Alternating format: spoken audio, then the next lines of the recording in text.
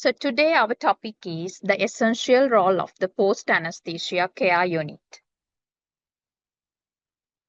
In Sri Lanka, availability of the well-established PACUs near operation theatres are limited, especially in peripheral stations. We all are not familiar with the term PACU. In Sri Lanka, we call the post-anesthesia care unit a recovery room or recovery area. Availability of monitoring equipment, staff in recovery areas is significantly limited in peripheral hospitals. Because of this, we face loads of challenges when we provide post-op care to patients. So let's see what the PACU is, right? And it's actually situated very close to the operation theater, and it's a specialized, staffed, and equipped clinical area where patients are closely monitored and supported immediately after anesthesia and surgery until they regain stable physiological function and protective reflexes.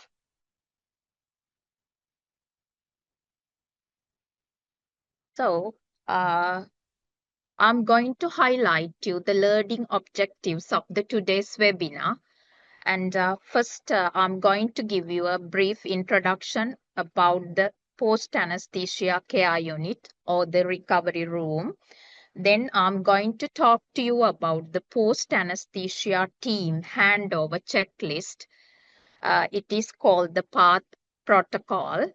And then I'll be talking to you about the mandatory monitoring in the PACU and equipments to be maintained in the post-anesthesia care unit.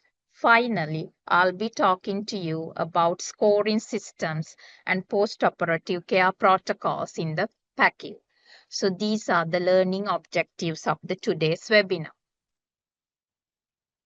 So this is just an illustration to denote what is happening in the operation theater after surgery and anesthesia.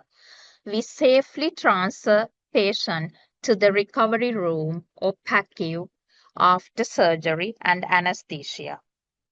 In the recovery area, patients are monitored, and depending on the stability, we decide where we are going to send the patient. And we sometimes discharge patients directly from recovery room to home when we have facilities for the day case surgeries in our theaters. And when their clinical condition is stable, patients can be discharged to wards, and unstable patients can be sent to the HDU or ICU. And also the vice versa can occur in well-equipped PACUs. For example, patient can be admitted to recovery for further optimization. And think about a patient awaiting emergency laparotomy for bowel preparation. This patient can be admitted to the recovery room, and then patient can be further optimized by inserting central lines and by starting vasopressors. Then when the patient is relatively stable, patient can transfer to operation theater for the emergency surgery. So I think you can have some idea what is happening in the recovery room now. So let's focus what are the functions of the PACU. So here I have listed only main functions of the PACU, and so the main purpose of the PACU is to provide immediate post-operative care, and we manage patients' acute pain after surgery and anesthesia in the PACU, and also we can detect post-op adverse events in the PACU, and we can address and manage post-op complications in the post-anesthesia care unit. Moreover, we can make further decisions on patients, and based on the decisions and based on their stability, patient can be moved to ward, ICU or HTU. Then lastly, patient can be preoperatively optimized, as I explained you with the example. Patient who is in septic shock awaiting wound toilet can be admitted to the PACU before surgery for the optimization. So let's talk about the designing of a PACU. This is very interesting, and we all need to have some idea about the designing of the PACU. So PACU needs to have an open room setup where visualization of all the patients from the nursing station is allowed. And also, it should situate closer to the operation theatre with ease of access from all the operation theatres. And also, it's important to have a separate access for the transfer of patients to the ward. And moreover, there must be adequate space for the patients. So each bed space should be at least 12 to 15 square meter. And operation theatre bed to PACU bed ratio should be 1:2. So currently I work at Base Hospital Akkarepattu, and in the main operation theatre we have 4 beds, but I don't have even a single dedicated PACU beds in the recovery area. What we do is, at the end of the OT session, we transfer the patient from OT table to the trolley. We have 3 trolleys in our operation theatre. Patient is cared in the recovery area on the trolley. When the recovery is completed, patient is transferred to another trolley to send to the ward. So this is what is happening in our theatre PACU area. So this is because of the limitation of resources. In a resource-poor peripheral station, providing patient care is really challenging. So in this photo, I'm going to show you a post-anesthesia care unit of a developed country, which shows open room setup. Here there's adequate space. Nursing station is situated in a place where the nurse can see all the patients. This PACU is well equipped. There are dedicated monitors for each bed. And here you can see the dedicated PACU trolleys with facilities for the head up and head down tilt, and they have side railings, and also they have provisions to transport oxygen cylinders, monitors, infusion pumps.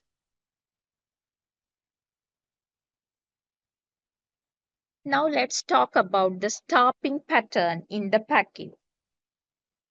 At least 2 nursing officers are available in the PACU if a patient is admitted. This is the AGBI recommendation. These nursing staff should be PACU trained and certified, and also they should be trained in adult ALS and PLS.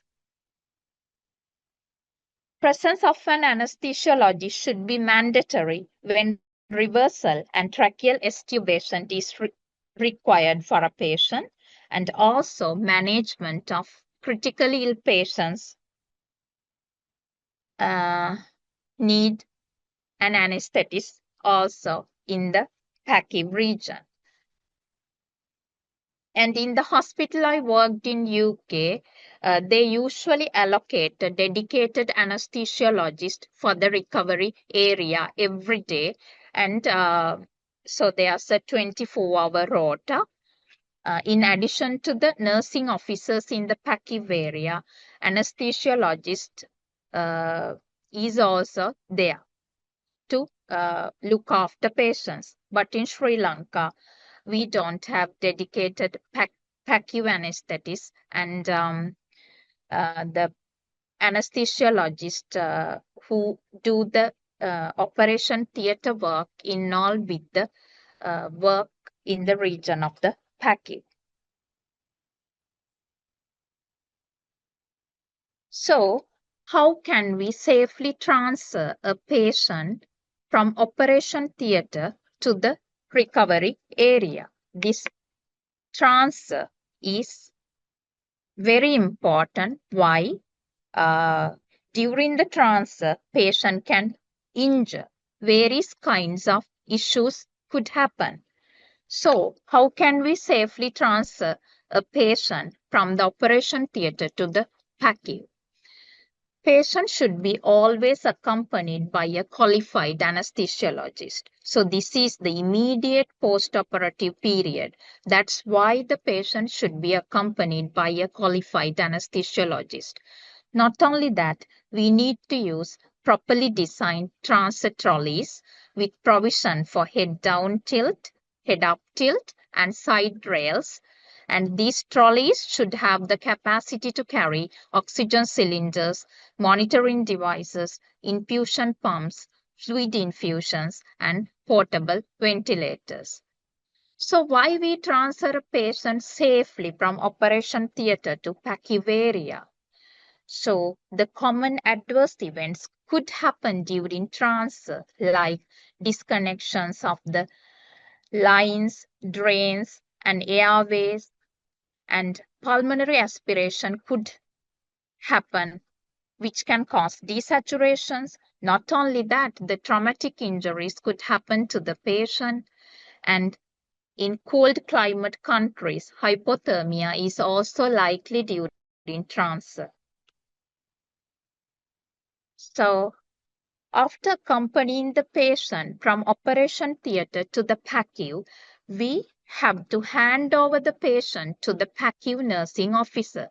This handover occurs between the staff, between the anesthesiologist who accompany the patient and the nursing staff in the recovery. This handover should be complete and effective. So, in our theatre-based hospital Akkarepattu, I used post-anesthesia team handover checklist. And if you are interested, you also can use this post-anesthesia team handover checklist when you do handovers in the recovery area. So handing over should be complete and effective. So why we do a handover? Can anybody tell me the answer from the group? Why we hand over the patient to the PACU nursing officer?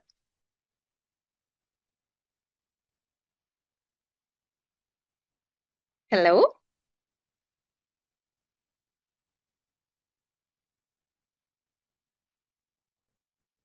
So, handing over is an important safety concern. How can we do a proper handover? We can use our own checklist, or we can use the PATH protocol. So here in this presentation, I'm going to talk to you about the PATH protocol in detail.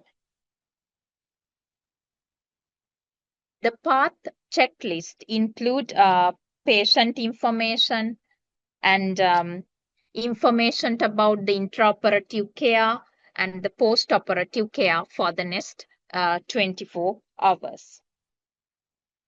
And it is very, very important to completion of the loop by the staff receiving the patient at the end.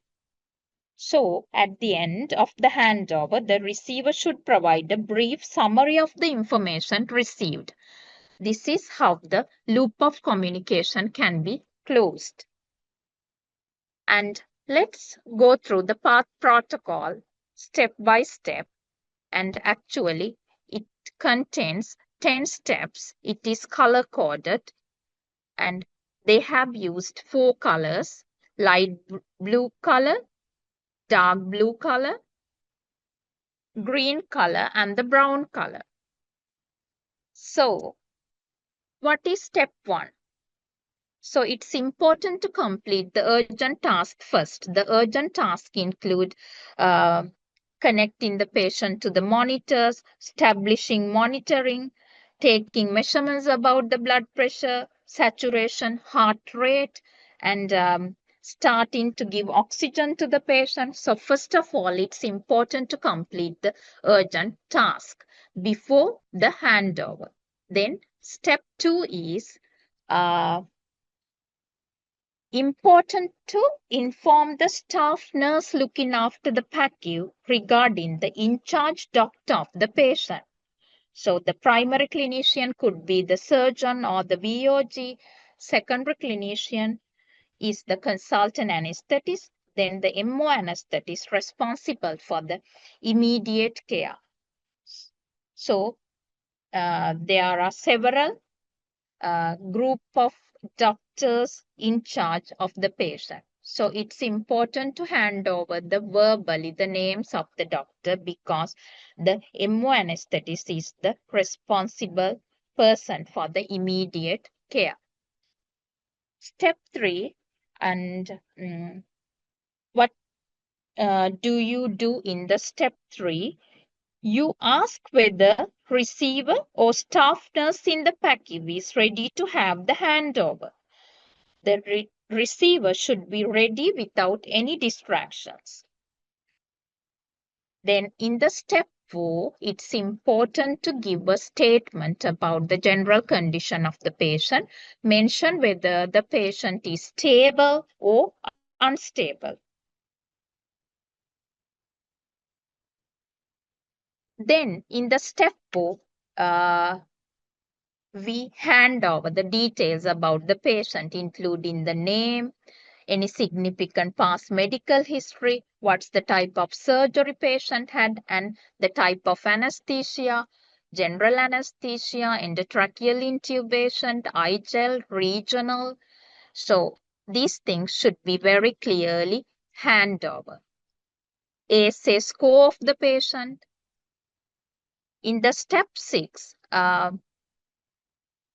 we need to mention about the details about the procedure. So these include the technique we used for the airway management, what is the position we used during the intraoperative period, where are the vascular sites, and fluid management, any significant intraoperative events such as blood loss, and any intraoperative concerns. Everything should be handed over under the procedure. Then step 7 is for the medications. So what analgesics we have given, then antiemetics used, neuromuscular blockers, and what are the drugs given to the patient, and what else we can provide if patient is going to have pain again. And so what antiemetics we can use when patient is going to have vomiting in the PACU. So what we have done, and what are the things we can do with regards to the medication should be very clearly hand over in the recovery. Then the step 8, it's important to hand over the post-operative plan for the next 24 hours. This should include any fluid requirement and physiotherapy, any post-operative concerns, and if we are waiting to see a blood gas from the patient, we can plan these things in the step 8. So in the step 9, we give some time for the receiver to ask questions, and we are supposed to provide clarification for the staff nurse in the PACU for the questions she asked. And the step 10 is closing the loop by the receiver. And the receiver should be able to provide a brief summary about the patient at the end of the path handover. And in this handover, it is also like WHO surgical safety checklist, and there's a column to be documentation. So clearly document uh, in the documentation part about the facts that we verbally hand over. So that's all about the handover. After the handover, it's important to assess and monitor the patient in the PACU. This is the most important thing we do in the PACU. We do these things to identify post-operative complications, and post-operative complications are very likely during the immediate period. So we do the assessment and monitoring according to the universal standards, and the standard approach to the patient in the PACU is also according to the ABCD approach. So, A, we need to prioritize the airway, make sure patient's airway is patent, and look for the obstructed airway, listen for the noisy breathing like gurgling noises, snoring, and a stridor. And if there's obstructed airway, patients is going to desaturate and the saturation will drop. So we should know how to open up the obstructed airway by using airway adjuncts and by using the triple maneuver. And if the saturation is less than 90, we need to give oxygen. Please don't give oxygen unnecessarily to the patients in the recovery area. The saturation target is 90, and give oxygen only if the saturation is less than 90. And so oxygen is a gas. When we give oxygen unnecessarily, it causes wastage. Not only that, the high oxygen is toxic to the patient. So remember, the saturation target is 90 in the recovery area. Then the breathing assessment. So look for any evidence of respiratory distress, count the respiratory rate, and in a spontaneously breathing patients, EtCO2 can be monitored if we have a special mask, but I haven't seen this mask in Sri Lanka. And sometimes we accompany patient to the recovery for the extubation. Patient is already with endotracheal tube, and in that patients we can monitor the end-tidal carbon dioxide by using capnography. So try to identify breathing problems and lower airway problems like aspiration, pneumothorax can cause desaturation, and again the saturation should be continuously monitored. So in the circulation, please assess the patient's pulse rate, rhythm, volume, and record the blood pressure. And if facilities available, ECG can be connected to the monitor, and patient's heart rate can be monitored. And keep eye on the fluids administered, cannulae, and check the drains and assess the blood loss and chart the urine output. All these things are very important, and there could be excessive blood loss, and patients' blood pressure could go down, and some patients can have high blood pressure, and urine output can drop. So after completion of the circulation, then move on to the disability and assess the level of consciousness using AVPU score or the GCS score, check the pupils, and if there's any indication, check the capillary blood sugar, and assess the pain score of the patient using the numerical rating score. And for the patients who had central neuraxial blocks, return of motor and sensory functions of the lower limb should be assessed, and patients who had regional blocks, arms should be supported with broad arm slings. And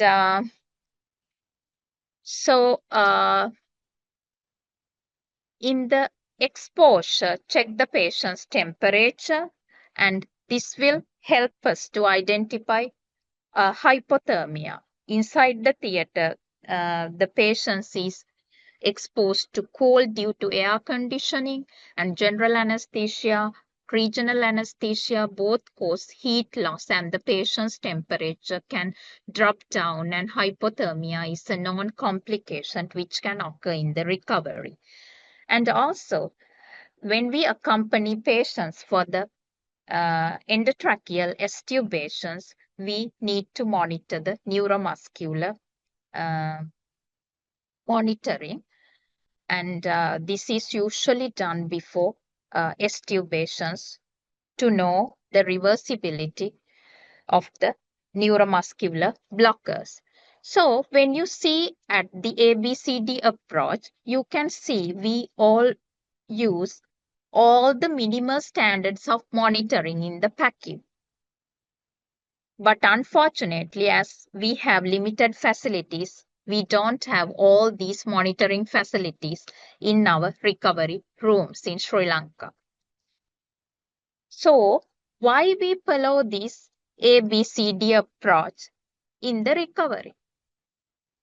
So there could be adverse clinical complications which could occur in the recovery area after surgery and anesthesia. So we need to identify these clinical complications early, and these clinical complications should be addressed and corrected as soon as possible. So here I have listed only very common clinical complications that could occur in the recovery, and I have listed them under A, B, C, D, E. So under airway, the airway obstruction could happen, which can cause desaturations, and in the breathing, respiratory depression, hypoxia, aspiration of gastric contents, pneumothorax. These are the complications which can occur commonly. And then in the circulation, post-op bleeding, hypertension, various kinds of arrhythmias could occur. The disability, the patient can experience pain, and post-op nausea, vomiting could happen. And in the exposure, hypothermia, inadequate neuromuscular reversal. So we all as anesthetists should be able to identify these common clinical complications, and we should know how to manage these common clinical complications. So next is, I already talked about this mandatory monitoring when I discussed about the ABCD approach, and I'm not going to talk about these things again. And it's important to monitor the patients frequently. For the initial 15 minutes, we monitor vitals every 5 minutes. And when the patient is stable, for the next hour, we can monitor the patients every 15 minutes before we send the patient to ward. And after the first hour, we can monitor the patients every 30 to 60 minutes in the ward for another 2 more hours during the post-operative period.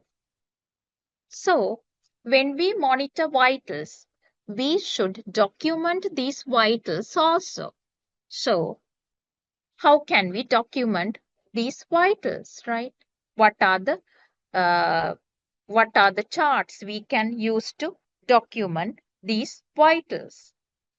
So in Sri Lanka, according to the Ministry of Health recommendation, NEWSCO is used to document vital parameters in the post-anesthesia care unit when we manage patients. So this is the National Early Warning Score. So we can start charting the national early warning score in the PACU for a patient arrives to the PACU. So this clearly gives all the vital parameters, and we can start monitoring the patient according to the national early warning score, and the modified early warning score can be calculated, and thereby we can identify the deteriorating patients. So in this national early warning score, they document the vitals according to the ABCD approach. So in the first, we can see the respiratory rate, then saturation, pulse rate, systolic blood pressure, the level of consciousness using the AVPU score, temperature, blood loss, urine output. All these things can be clearly documented in the National Early Warning Score. Or else we can have a PACU monitoring chart. Then let's talk about the equipments to be maintained in the PACU. So to provide good quality post-operative care, a PACU should be very well equipped. There are standard equipments which should be available in the PACU region, and there are some emergency equipments. So what are the standard equipments?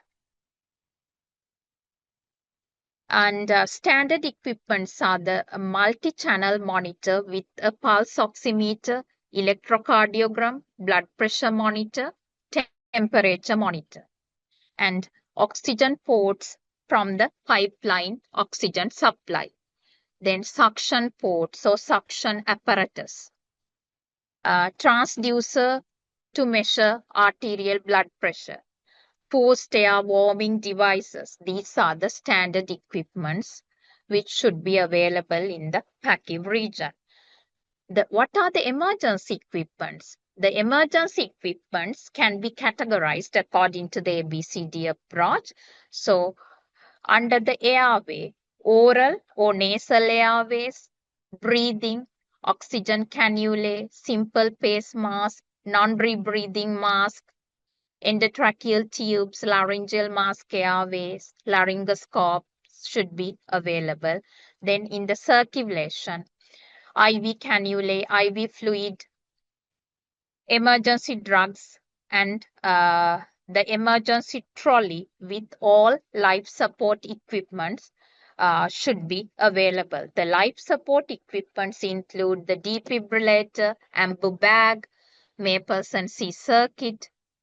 So these are the equipments mentioned according to the recommendation. So any equipments we have missed in the list?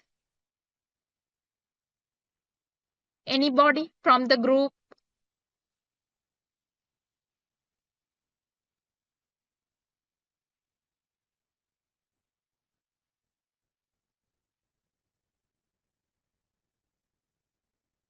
So what do you think about the anesthetic machine?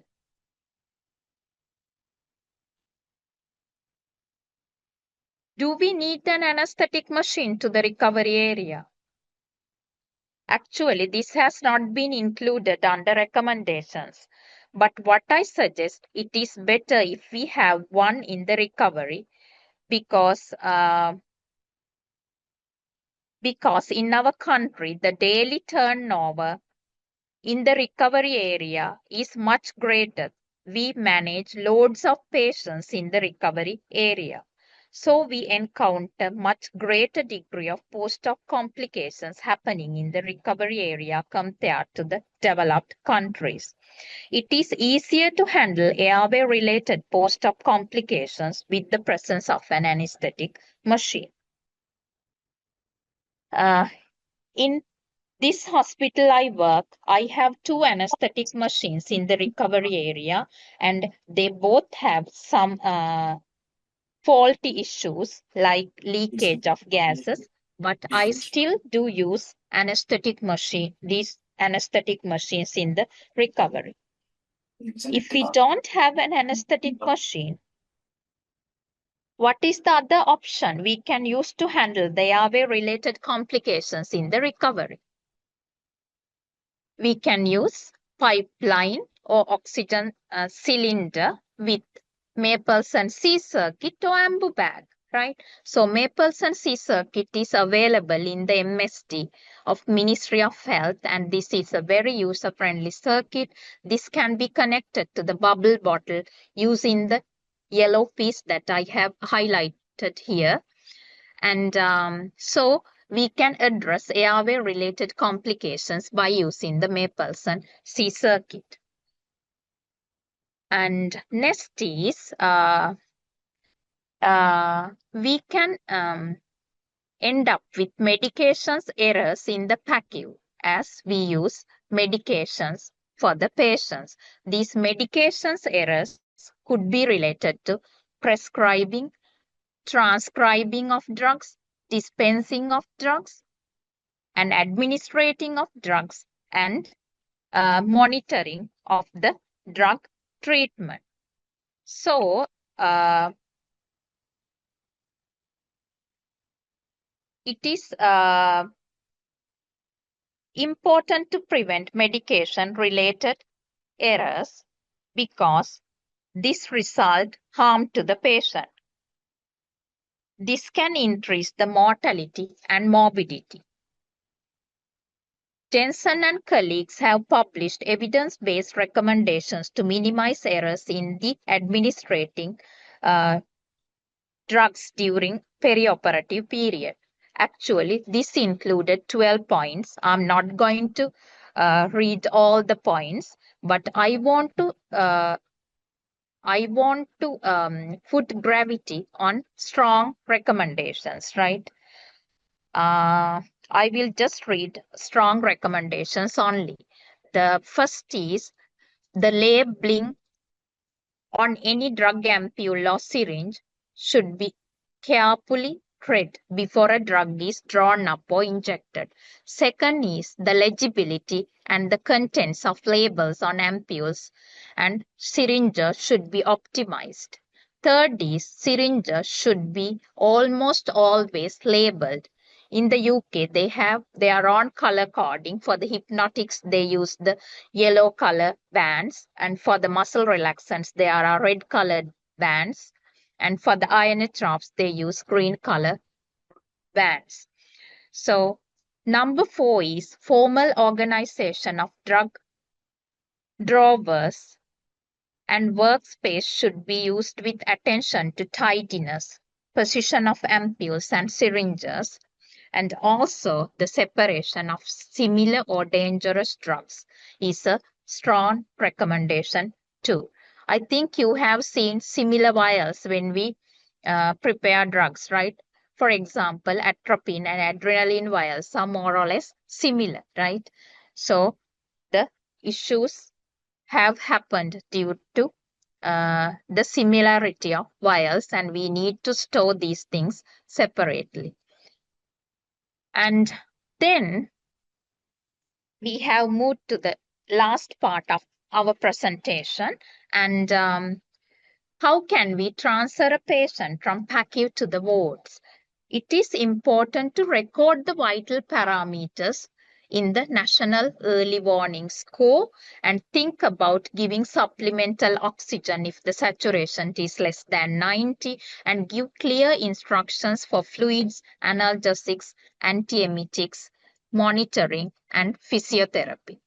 So we use various kinds of scoring systems, checklists, and post-op care protocols in the recovery.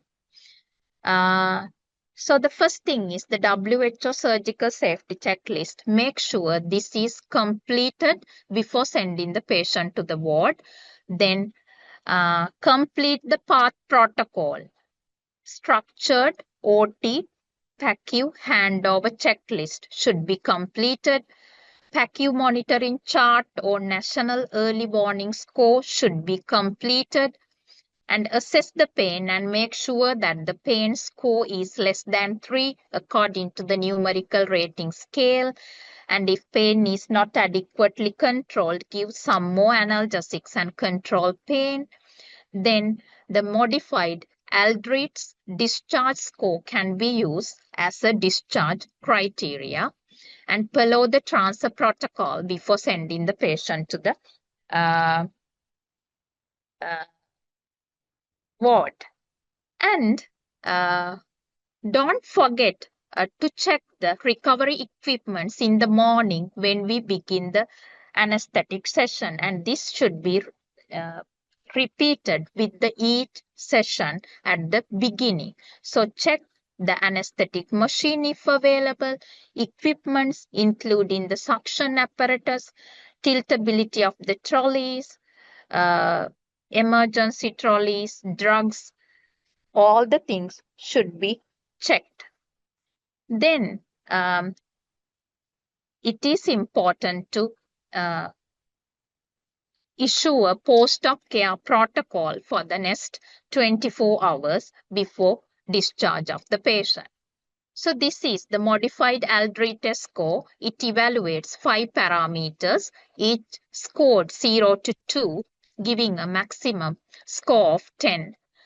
And total score is 9 to 10, ready for discharge. When the score is less than 6, not fit for discharge. So what are the parameters we consider? We assess the activity of the patient, respiration, circulation, level of consciousness, and oxygen saturation. So this can be used as one of the discharge criteria. Not only this Aldrich score, we can use the new score to discharge, right? Depending on the total score of the news, we can decide the stability of the patient and can decide where the patient is going to go. Right. Now, let's talk about the transfer protocol in brief. So, what is the purpose of the transfer protocol? Our main priority is the patient safety. We do all these things to provide safe patient care during the perioperative period. So, transfer the eligibility criteria using new score or modified Aldrich score. I already explained to you about the Aldrich score. Then the third step is responsibility for transfer decision. There are several parties involved: anesthetist, PACU nurse, surgeon, ward nurse. So the care is multidisciplinary. Then number 4 is pre-transfer safety checklist should be followed.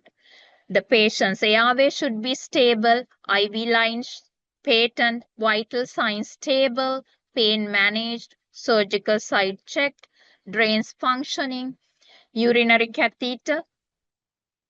So, number 5 is handing over communication. It can be done according to the S-bar approach. And I stand for identity, the patient's name, age, and hospital number. S for the situation, the type of surgery and anesthesia. B, the background, relevant medical history of the patient. A is the assessment, including current vitals, pain score, and the Aldrich score. R is the recommendation. What's your post-op care plan for the next 24 hours? Then the patient transfer procedure. So it's important to check the patient's identity, monitoring during the transport if necessary only, oxygen supply if required, ensure IV fluids and lines are secured, transfer using the stretcher or trolley with side rails. A trained nurse or anesthetic assistant must accompany the patient to the ward or to the ICU. Usually, the medical officer anesthetist accompany the patient. And documentation, we can't forget. So document all the vital scores before transfer. Then in special situations like hemodynamic instability, mechanical ventilation required after major surgery, we transfer patients to ICU. And also, it's important to consider emergency escalation criteria before transfer, and when there are critical conditions like hypoxia, hypotension, we defer transferring the patient to the ward. And monitoring after transfer is very important. The instructions should be clearly given. And the required equipment for the transfer should be available. And key safety principles are no patient should leave PACU without adequate recovery, without physician authorization, and without structured clinical handover. So the last slide of the presentation. And how can we harvest a patient safety culture? It's multidisciplinary. The leadership is the most important thing. Strong leadership support is very important to harvest a patient safety culture in the PACU.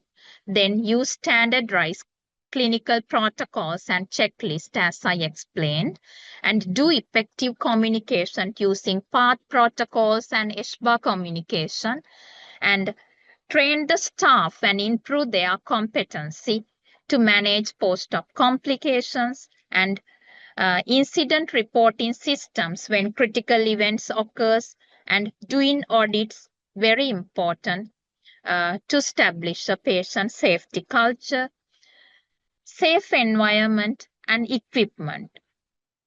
PACU must be equipped to manage emergencies, and we need to have adequate equipment. So, in conclusion, PACU is a critical safety checkpoint in surgical care. Improving PACU design and processes can significantly improve patient outcome. So this is my reference. It's from the Update in Anesthesia journal by World Federation Societies of Anesthetists, and topic is the safety priorities in the post-anesthesia care unit. This article was published in 2024. Thank you very much, Dr. Ayesha. And also, I would like to thank Dr. Chamila Liyanage, the President of College of Anesthesiologists and Intensivists of Sri Lanka, for organizing this kind of webinars and thoughtful topics as well, and your dedication for staying and advising everyone. Thank you very much.